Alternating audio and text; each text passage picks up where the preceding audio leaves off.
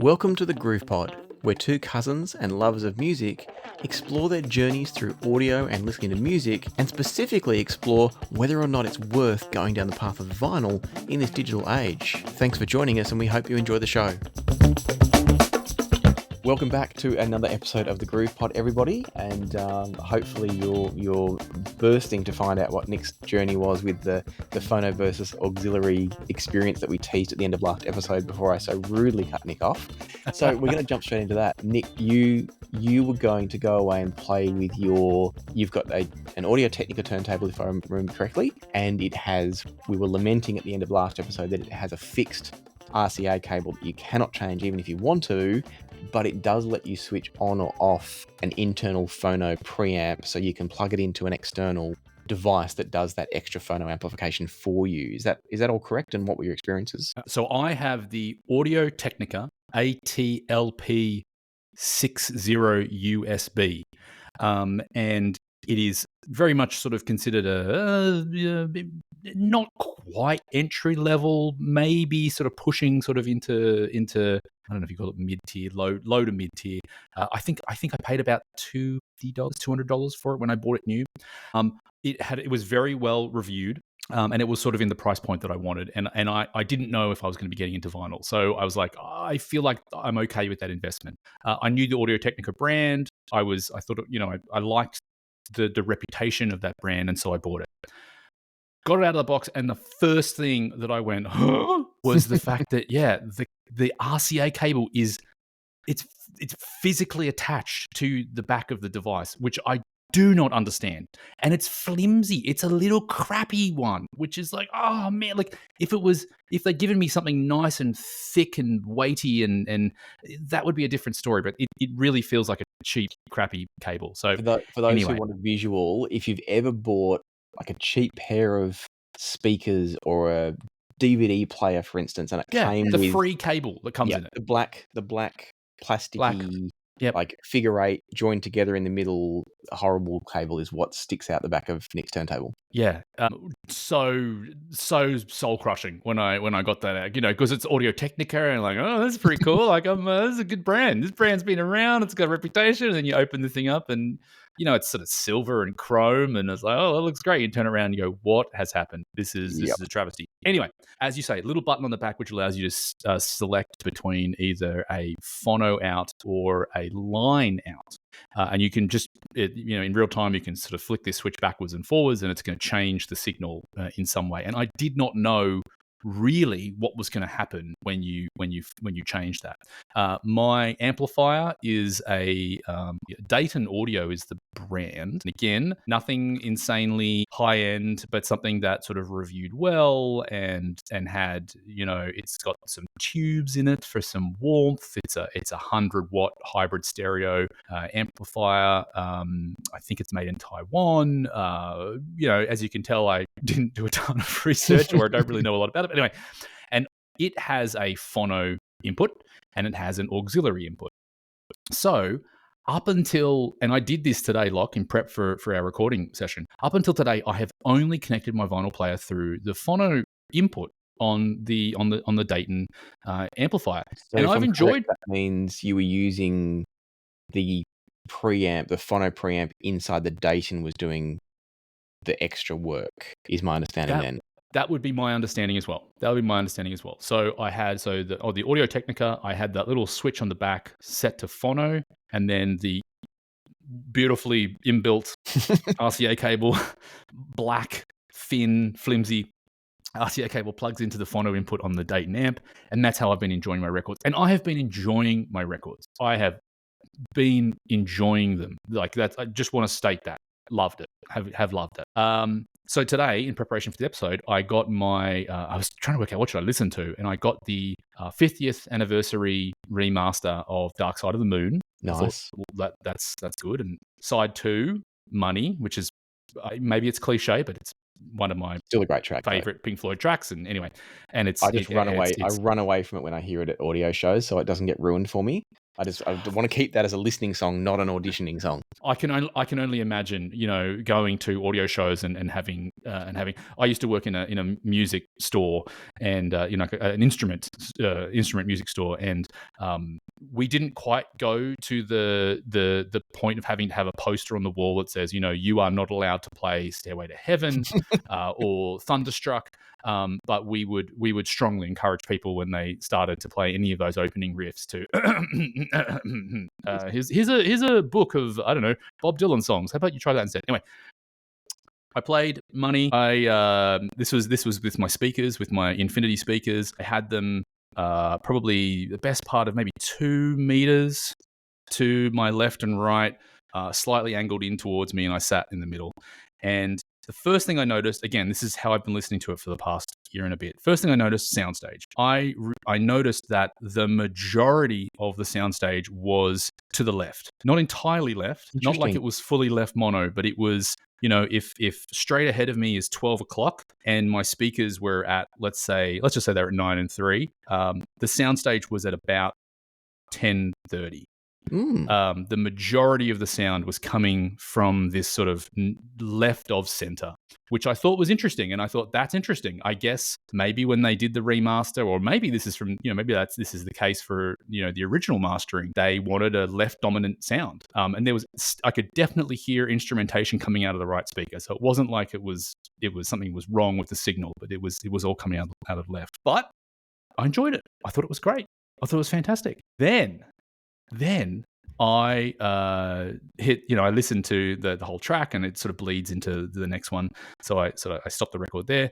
I then all I did is I flicked the output from the vinyl record player from phono to line, and then on the Dayton amp I switched it from the phono input to the line input. Needle back to the start of the record. Sat back down in the same place. I will say the amp had the bass and treble just at neutral, and volume was at 50%. I don't quite know what that is in terms of, it's a 100-watt amp, but I don't think that means I was at 50 watts. I don't quite know how to, but the volume knob was smack bang in the middle. Yep. And treble and bass were flat. There was no other sort of modifications. This is for both settings. I went and sat down, and I had an experience. Look, awesome. The clouds parted, and the angels came down, and my jaw dropped in a way that. The funny thing was that it did the whole little the little the vinyl scratch that you sort of hear as a special effect, and and ads and stuff like that happened as it was resetting to, and I initially thought oh no, it's going to be all noisy and loud, and then I realized it's just finding the groove and starting the track again. The soundstage was perfectly centered, in a way that it wasn't just centered, it was neutral, it was floating in front of me. There were intentional, I could tell in the mix that there were intentional instrumentations that were put, when it starts with the cash register machine and the bells and the dinging and stuff, they're intentionally sort of going left, right, left, right. That was all there. But then when the bass came in, when the guitars came in, when the vocals came in, they were beautifully centered in front of me, just floating in front of me. Wow. I didn't feel like the volume was necessarily louder, but I felt like the dynamics of all of the frequencies were much fuller and richer. So it would have been fascinating to actually measure it with some sort of device to see, is this actually louder or quieter? I can't tell you that with any certainty, but everything felt more present and more fully there. And I did not want to stop listening. The track finished and it started to bleed into track 2 and into track 3. And I was just, I mean, I just kept, what was going through my head was, I have been enjoying this for, over a year, maybe more, and genuinely enjoying it. And now all of a sudden, all I've done is flick, from phono to line and then just change the input on my amp. And it felt like an entirely new system, an Free entirely new upgrade. experience. So on the one hand, I am so happy that I did that, and I am so excited to go and revisit now some of my favorite albums, which I want to now hear them in this new Slim setup. Dusty is going to sound great.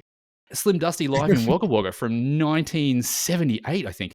Oh my gosh, he's going to sound like he's there in the living room with me. But now the next thing that's going through my head is like, does that make any sense whatsoever? Yes.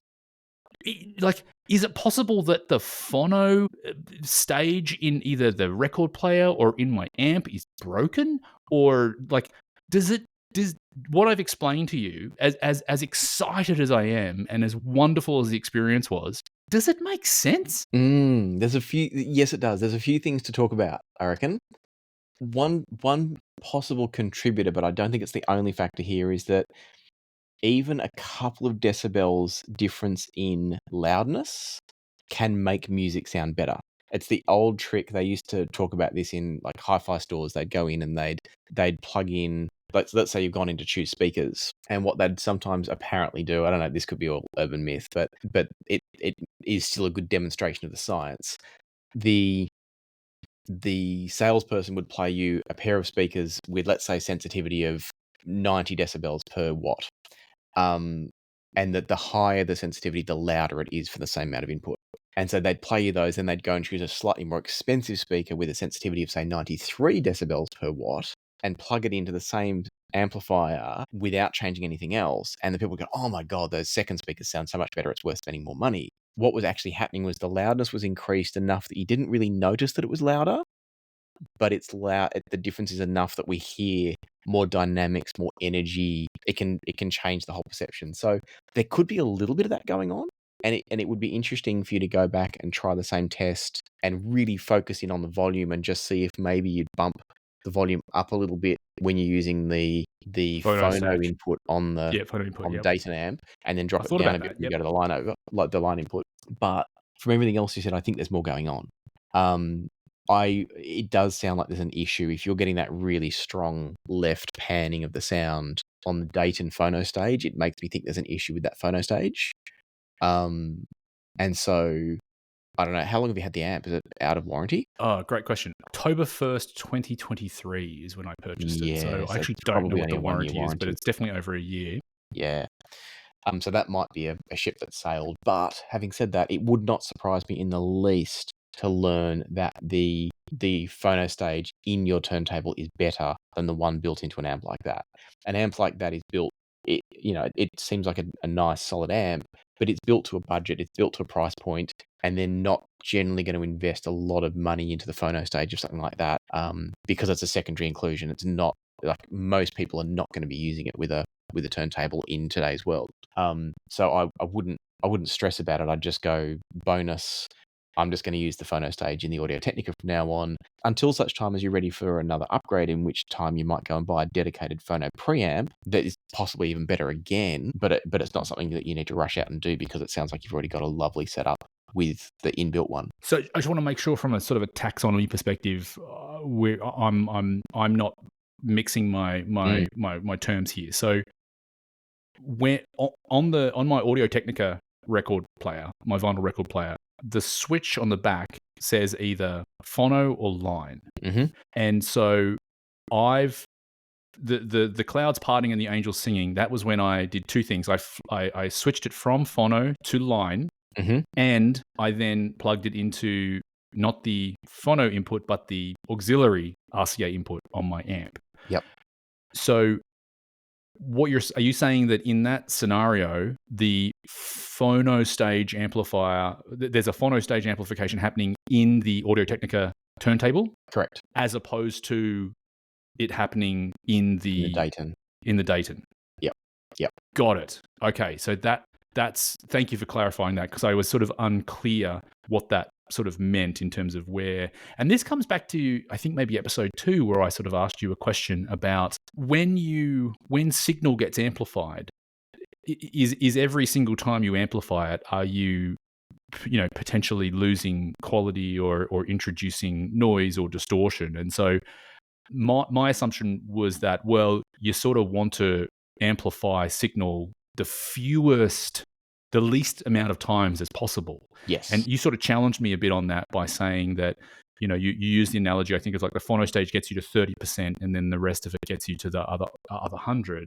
And so, maybe that's not quite the case, because one of the things I thought of is like, well, when I'm using the phono out from the vinyl record player and then the phono in on the Dayton, is there a additional stage of signal amplification that's happening, and is that possibly what was resulting in a lower quality experience? Correct. Or a lower quality sound? Yeah. So okay, because it's a phono system, there has to be that secondary, or actually it's that primary stage of amplification, just to get essentially what's happening is you're getting these tiny vibrations coming off the needle, and those tiny vibrations are too small for a regular amplification circuit to turn into meaningful volume from your speakers. Got it. And I mean, anyone can test this for themselves. If you've got a turntable that can be output without an internal preamp. So in other words, like in your case, Nick, if you have it in the phono setting and you plug that into the auxiliary connection on your amp, so it's not getting any extra boosting in there, you'll find that the volume is teeny tiny. And you have to crank it to full volume to get anything meaningful out of it. So whatever you do, you need to have that extra stage of phono preamplification. And in your case, what we've now discovered is that the preamplification circuit built into the Audio-Technica turntable is vastly superior to the one that's built into the Dayton amp. So both are doing the same thing. The Audio-Technica is just doing it a whole lot better. That makes a lot of sense, to the point where maybe the Dayton phono stage is actually bad. Like maybe it's bad in the sense that low quality, or there's some sort of interference or something that's happening that's resulting in that. I think you said it was like panning the signal or something. I mean, it wasn't a complete pan, but an imbalance. But yeah, it was very unusual. Only unusual though when I compare it to when I A/B test it, right? Like when I was listening to it, I was like, that's interesting, but still enjoyed it, still fine. So I mean, wow. So gosh, I did not know what to expect. I honestly, like, what I thought would happen is I would not be able to tell the difference. I thought I'd be coming on the podcast today and say I did my homework and I really can't tell the difference and I don't know what to do. And but the result is like, oh, I did my homework and wow, oh my gosh, was there a difference? I want to come back to the volume thing.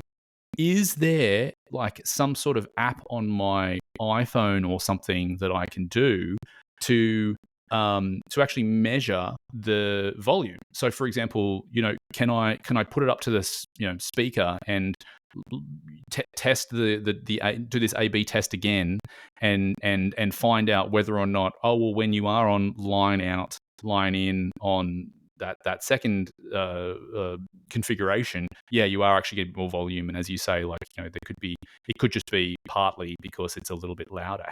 How does the layperson with just an iPhone or whatever good question. test that? So you can get all sorts of apps. You're just looking for an SPL meter, which is a sound pressure level meter. If you just search the App Store, and whether it's Android or Apple, they'll both have heaps of them. SPL meter is what you're looking for, and then I'd even recommend sitting it on your chair where you normally listen, because if you start putting it too close to the speakers, you've got to make sure it's kind of equidistant between the speakers. Otherwise, in your case, if it is panning or there's an imbalance between left and right, you're going to get thrown off by, depending on which speaker you put it closer to. It could seem quieter or it could seem louder.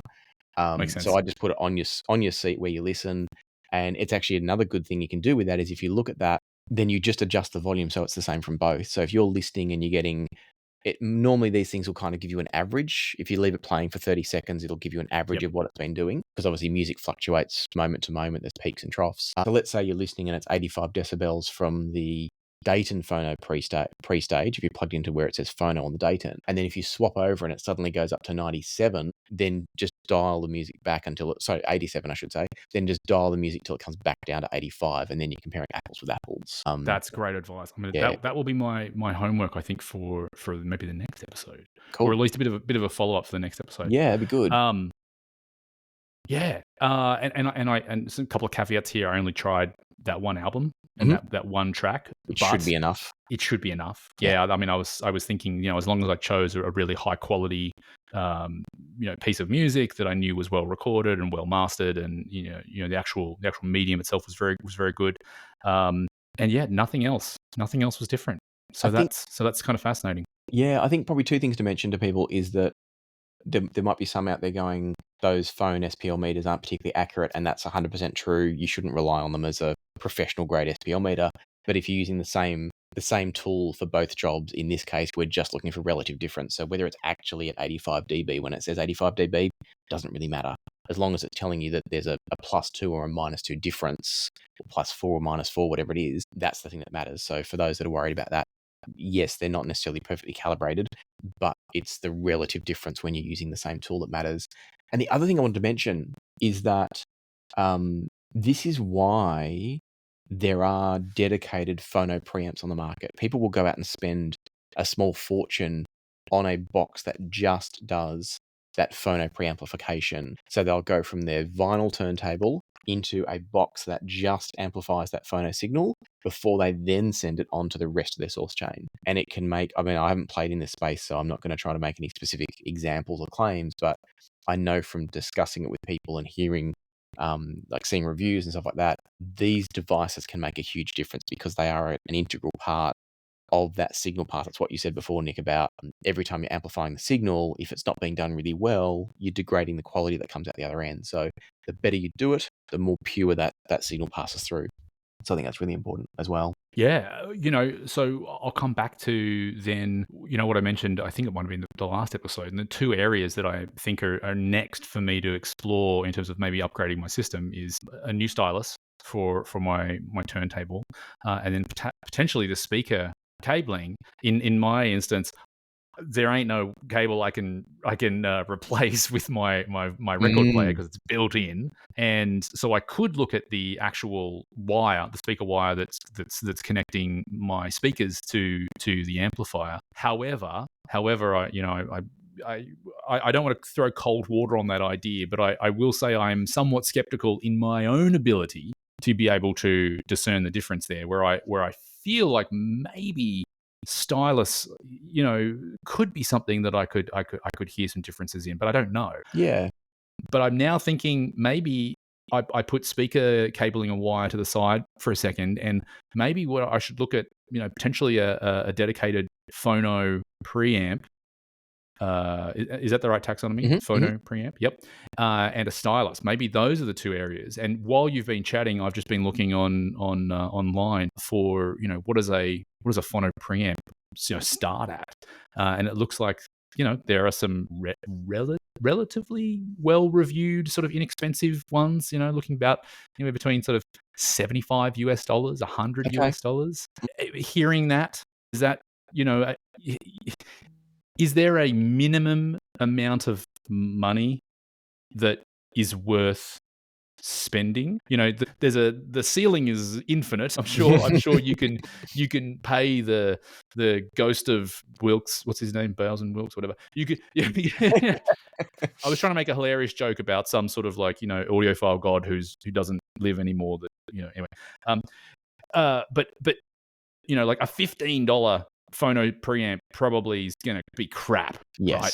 But at some point, maybe it's worth investing. Off the top of your head, do you have an opinion of when it's maybe worth considering something, or do you want to take a bit of time to think about that? Or I think it's going to be hard because I'm not in vinyl myself. It's very hard because I haven't played with enough of them. What I know is that people get really good results with the Project is one brand I see come up. It's capital PRO and then I think capital JECT.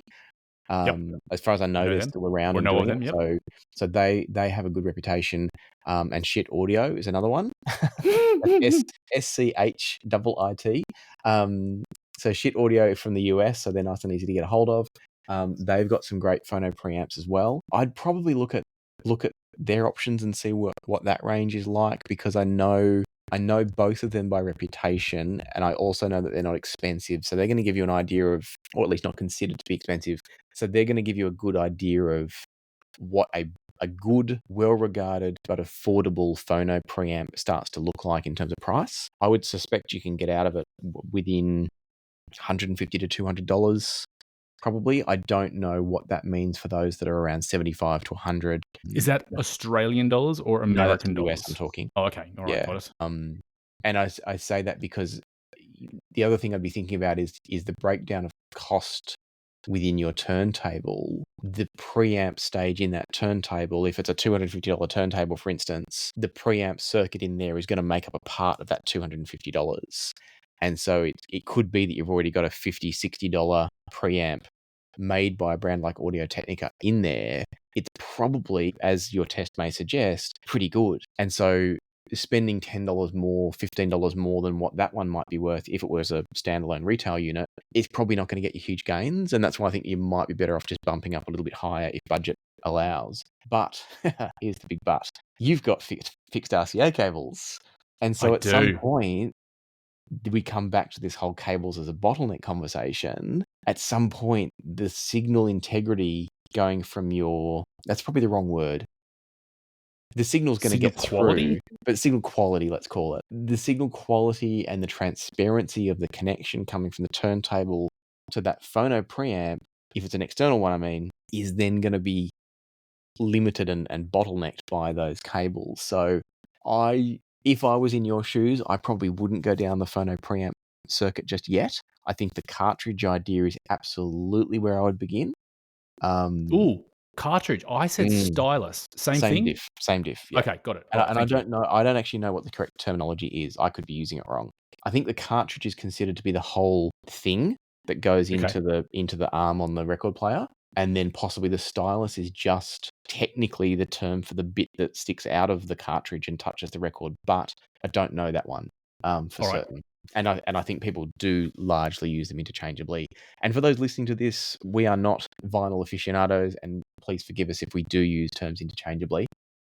Please correct us too. Like And yeah, I don't know. I I don't would know where love they to. can, but if you come Oh, over yeah, to a that's a good YouTube point. video of mine and berate us on there, and I'll pass it on. I reckon look into cartridges, and the reason I say that is because, and we're getting dangerously close to the point that I can't help you in vinyl. I can help Oh, you in no, you can help me. I can help you in audio for sure, but in vinyl specific stuff, there is going to be a point at which I fall off a cliff. You'll just hear as I disappear. The next bit I'd be looking at is upgrade options for your turntable, and I say that because when in the world of cartridges, there's moving coil cartridges and there's moving magnet cartridges, and my understanding is it all depends on every type of pickup device is using a combination of magnets and coils, and the movement between the two of them is what creates the electrical signal that gets passed on. My understanding in stylies, let's call it cartridges. Styli? Styli, I don't know. So my understanding in cartridges is that either the magnet can be physically moving and the coil is fixed, or the other way around, as the names would suggest, the coil is moving at the end of the needle and the magnet is the fixed part. I don't know the benefits and the pros and cons, but I do know that they require different types of preamplification. The amount of gain that gets applied by the preamplifier is different. So that's probably a good place to start, is to look into that and see if there's a clear cut. Like you might find out that for your turntable, you can only use one of those types. Or maybe it can do both, but you're just going to have to turn the volume up a little bit higher on one of them than the other. So I'd probably start there and look into that as your next step and your next bit of homework. But we've also got more to talk about, because I finished, and I'm not going to start this now because we've done another 30 minutes comfortably here, and I don't want to overload people's Oh my brains. gosh. I've still got to talk about my experience with the Fio, like essentially Fio, which is a Chinese hi-fi brand. They're equivalent to what you've been testing in the Audio-Technica. I reviewed the Fio TT13, which has its own problem with preamplification, and I'm going to hold that back to talk about next time because it's something people probably want to think about. How do you spell Fio? I'd love to look It's up Fio, learn more about them. FIIO. Oh, okay. Yeah, Fio. And then All right. it's the Got it. TT13. It's a lovely turntable for those wanting to play with turntables I think whether you went with the Theo or the Audio Technica, like what Nick's got, they're both going to be a great starting unit, but they've got their own pros and cons and challenges. So we'll talk about that in the next episode. I don't want to let you go though without talking about music really quickly. Yes. So, funny story for you. The other day, I'm like, I really Hang on, need is this actually? Am I going to laugh, or are you saying funny story the way like my mum says funny story? Like funny hopefully, story. hopefully you'll actually laugh. I had a Okay, all chuckle. right, cool. I chuckled at All right, myself on this one. all So, right.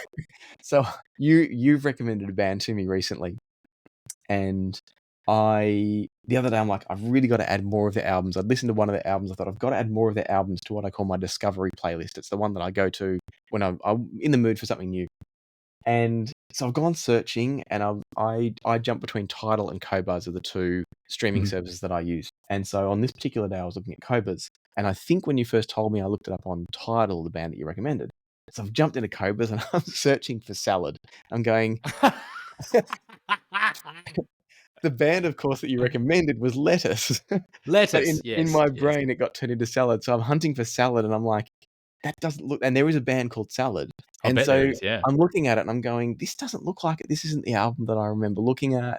This is different style of music. I was very confused for a minute, and then I went back and looked at the playlist entry that I'd made from the one you told me. I'm like, oh, it's not Salad, it's Lettuce.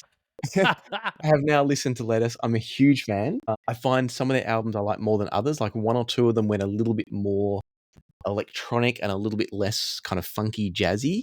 I'm still trying to find which of their albums I'm a huge fan of more than the others. I think it was their most recent one that I added. It's like a greeny coloured, aquary green coloured album cover with a geometric silver pattern on it. That's where I started with them. It was magnificent. Really enjoyed it. I'd look it up, except that I've already moved it out of that playlist and into my I need to have this album in my collection list. So yeah, so great recommendation on Lettuce, not Salad. That was really good. And so I want to return the favor with you. Yes. Um, Well, I can I jump Yep, in and just go say, for it. so I play in a band. I play in two bands actually. Oh, technically maybe three. But one of the bands I played in I play in currently is a Grateful Dead cover band. We play sort of a lot of we play Grateful Dead, but we play a bit more sort of up rock and rolly rock and blues stuff. But Grateful Dead are a very famous jam band. Maybe one of the most famous jam bands. But I never grew up listening to the Grateful Dead. I don't think I ever heard a single Grateful Dead song, or at least knew that I was listening to a They Grateful Dead weren't in song. Australia at all.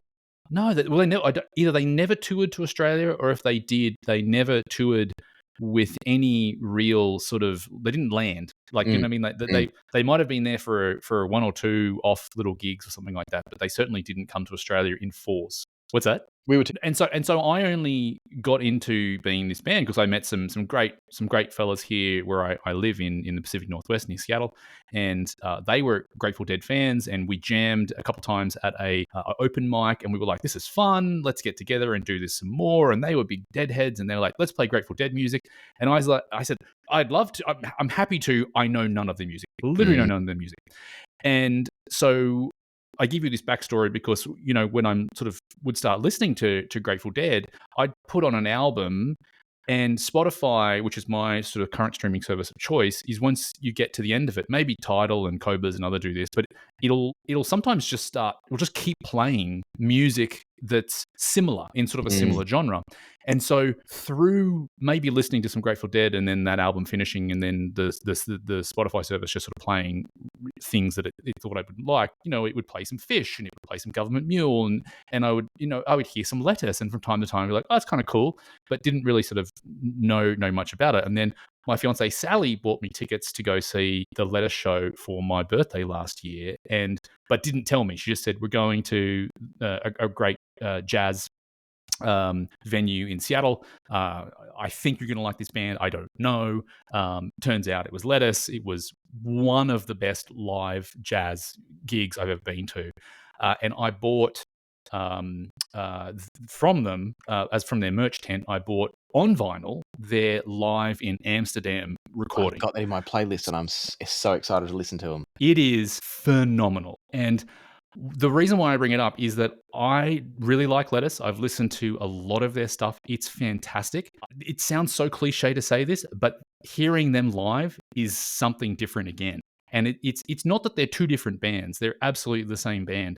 but their live recordings and their studio recordings are both fantastic, but they're different. And I really want to encourage, you, Locke, but then people listening to listen to their studio recordings. They're fantastic, but then go and listen to their live recordings. Even like some of their sort of bootleggy stuff on YouTube is also fantastic. But the Live in Amsterdam album from 2023, I was lucky enough to get it on vinyl. It's a beautiful recording. It's really magnificently mastered and pressed. It sounds fantastic. But I just love it. Can't say enough about it. And very, very, very thankful to Sally for getting me tickets to go see them in person as a wonderful surprise birthday present. That'd be amazing. So yeah, no, I'm very keen to try out more of their albums, but especially when I saw those live ones, I just had a feeling they were going to be one of those bands. I didn't know what you just told us, but I had a feeling they'd be one of those bands that would be great live. And like, I think any band that's full of very accomplished jamming musicians that are able just to take a chord progression and go nuts over it is going to be good. So, Cat Empire here in Australia are very different live. I've got so many of their live albums because it's different every single time you listen. It's the same track, different experience. Dave Matthews Band is another one that, whether it's live at Red Rocks or live in Chicago, there's a few of theirs and I can't think of all of them off the top of my head, but I've got a Listener Supported as a live album. They're all different. You can listen to Warehouse on all three albums and it's a different experience of the same song. So I'm all about that and looking forward to that on The Case of Lettuce. So the one I've got for you is very different. I don't even know how this came to be in my awareness. I think I heard one of the songs from this guy and I'm like, oh, that's interesting. And I couldn't find the album that song was from. So I chucked whatever his latest album was into my Discovery playlist. And I had it on the other night while I was cooking and it just totally captured my attention. So the artist is called Luke Sital Singh. So Luke, Luke, and then Sital, Sital. So like sitar, but with an L at the end. And then it's dash Singh. And the album is called, it's a pink cover. It's his most recent album. Fool's Spring? That's the one. Yes. Okay. So for me, what I was really enjoying about it was it's different. He's kind of like, do you know Sufjan Stevens? I think is how you say it? Yes. Oh, yes. I love. So imagine the folky him. feel of Sufjan Stevens. Mix that with a little bit of Billie Eilish electronic backing sound. So unusual, interesting electronic textural music behind it. And then lyrically, it's quite introspective and reflective, and he's very vulnerable in the lyrics without, like, it's not like necessarily tearjerker stuff, but it just comes across as a guy that's been very honest in his writing. And the combination of those three, so I'd describe it as folk music with electronic backings and very, very honest and heartfelt lyrics. And I must have listened to that album, which I haven't done for a long time with an album. I must have listened to it on repeat 3 or 4 times. Like each night when I would go to cook, I'd put it on. Or if I was in the car going somewhere, I'd put that album on. And normally I'm too busy listening to the next audiobook or trying out some other music or whatever. But this one just grabbed my attention. I just really, really enjoyed it. So that was one I wanted to share with you. I don't know if it'll be your cup of tea or not. Not that it's out there. It's quite mainstream and easy for people to listen to. It's accessible music. It's not experimental in any way. But I thought I'd share that one with you and see if it grabs your interest the same way it grabbed mine. Thank you. I am very excited to listen to that. I was I heard a stat a little while ago now, but it stuck with me that some university in, I don't know, Netherlands or something did a study and said that I think it's at age 37 or 34, something like that, around that. That is when the majority of people stop listening to new music. Really? So you get to 34, or let's say it's 37, it's somewhere in that, and the majority of people have made up their mind that they're not going to go and listen to new music. They've got their favorites, they've got the artists that they love, they've got the songs and the albums they love, and that's it. They're done.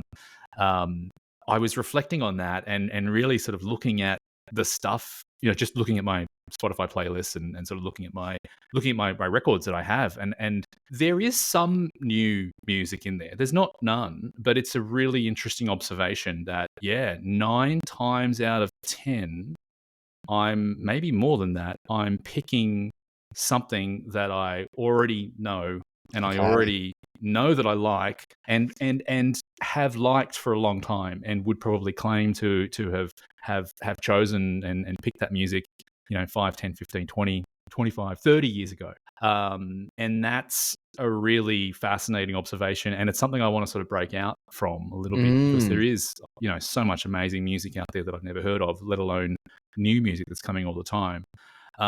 So thank you for sharing that. I'm definitely going to take a listen.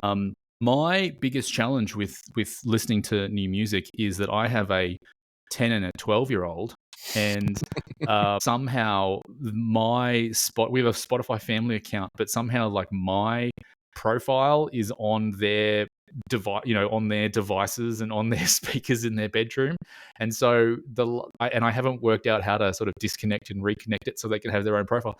And so I'll start listening to something, and all of a sudden it just switches over to Chappelle Roan or DJO or Olivia Rodriguez. It's not bad. Like the Chappelle, I don't know how you meant to say it, the Chappelle Roan album, bloody good. It's really, I really like it. I know it's, that one.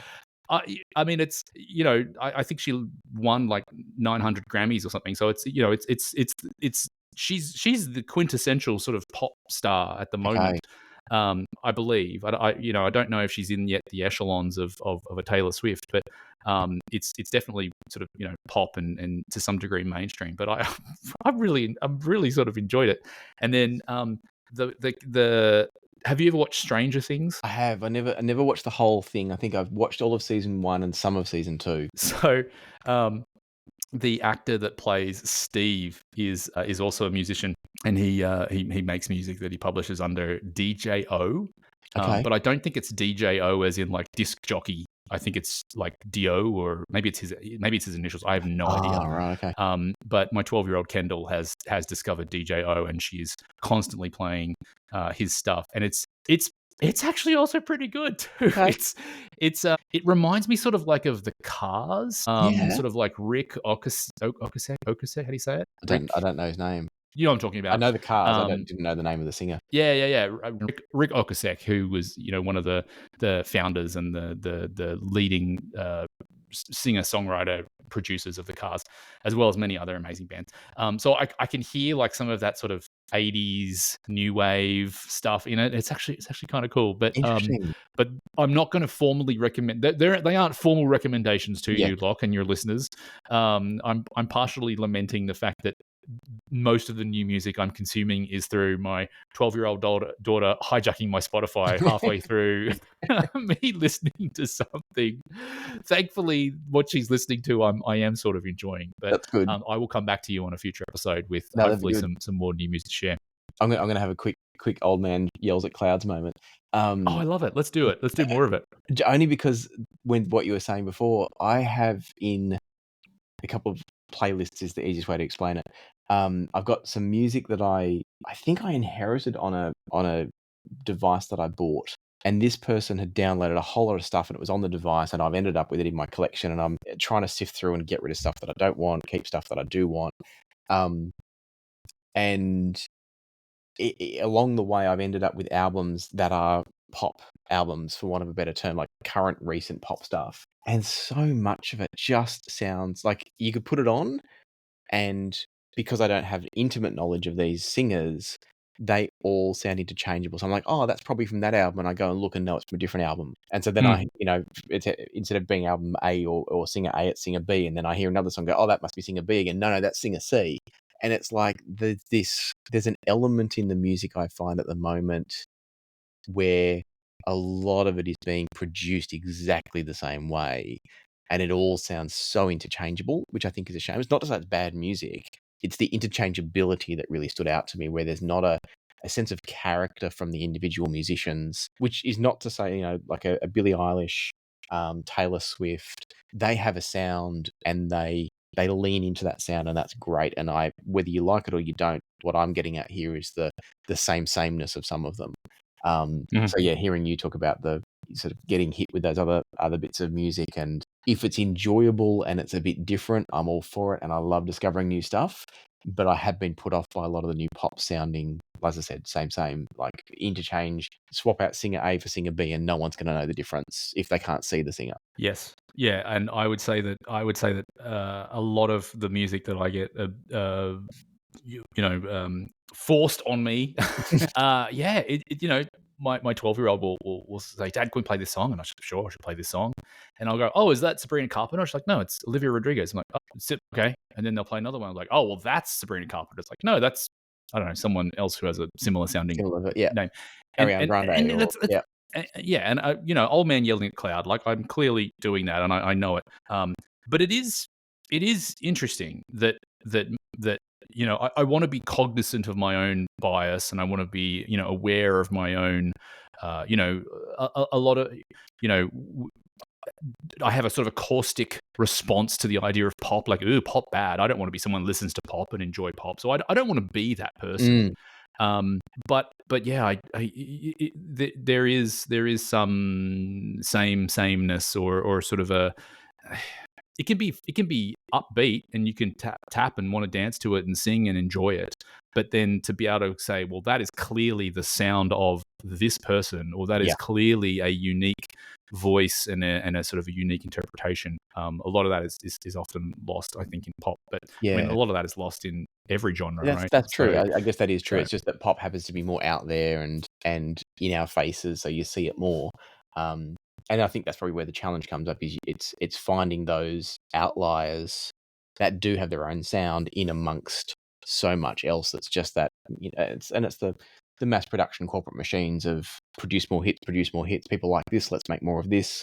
So it's not a knock on the artist, it's just the nature of, like, I get criticized for using clickbait titles on YouTube, and it's like, well, sorry folks, but if I don't do a clickbait title, you're going to click on the other videos that did use a clickbait title. You'll never watch my channel will shrink, and I will stop doing YouTube videos. Which one would you prefer? If you don't like clickbait titles, stop clicking on them and I won't need to use them. It's a vicious cycle of people produce what they need to produce because the consumers are choosing what the consumers are choosing, and so one feeds the other, and it's the hamster wheel of life. So yeah, I get it. No, it is the children who are wrong. What's the Principal Skinner? I need to remember that quote correctly. But yeah, no, Principal Skinner blaming the children. It's like I'm with that. you. It is like that. But we've gone way over time, so we probably should wrap up. And so next episode we've got you looking into cartridges. We've got me talking about the FIO TT13 review and what I learned through that process. And I was going to say we should talk at some stage about streaming versus physical media. I've had a lot of comments come up about, if you're not buying physical media, you're not supporting the artists. And I did some digging and some research, and there's some really interesting stats and information to share about that one. So we will talk about that as well on the next episode, and why both are actually fine and both are supporting the artist in different ways, and how you can work out which one you want to choose based on how you want to support the artist, because it's quite interesting. It all comes down to a volume and quantity of listening time as to when one is better or worse for the artist. So let's talk about that next time too. And Locke, you have an amazing community through Passion of Sound and through your Patreon and your YouTube channel. Are we at a point yet where we would want to solicit questions or ideas or advice from dare I say listeners? That's a good question. I think let's have a look at that, you and I, Nick. I say no. Offline. Oh, sorry. Let's look at that offline, and next episode we'll come back and talk about what we've come up with, and where I'm coming from is, let's find what the right way is to do that, because I think it'd be really cool to have that engagement. I just don't know the right platform. So next episode, let's share with people what is the platform for you to talk to us.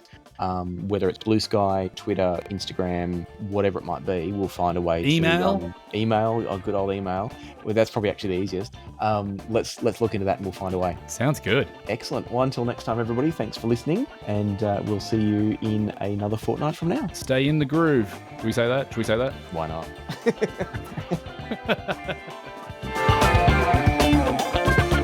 Thanks for listening to this episode of The Groove Pod.